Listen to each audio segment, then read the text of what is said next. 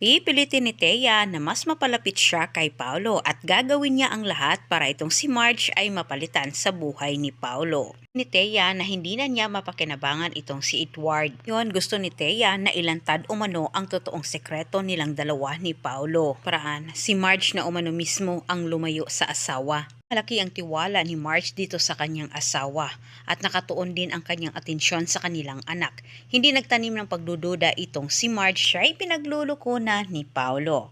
At samantala sa kabilang banda, nang nalaman naman ni Thea na meron out of town itong si Paolo at wala pa itong makakasama. Alam ni Thea na kapag ialok niya ang kanyang sarili dito kay Paolo, hindian siya.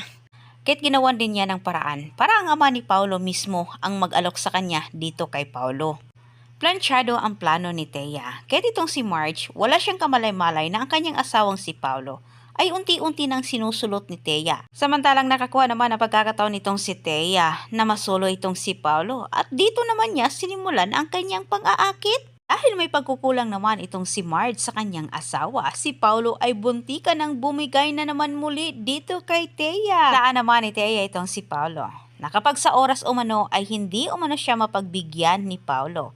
Hindi umano nito gagampanan ang pagiging ama dito kay Ashley. Hindi umano siya magdadalawang isip na ilantad umano niya ang totoong relasyon nilang dalawa ni Ashley.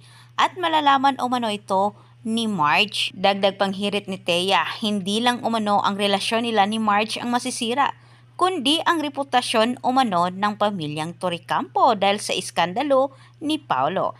Antabayan ninyo ang susunod kong update. Daghang salamat!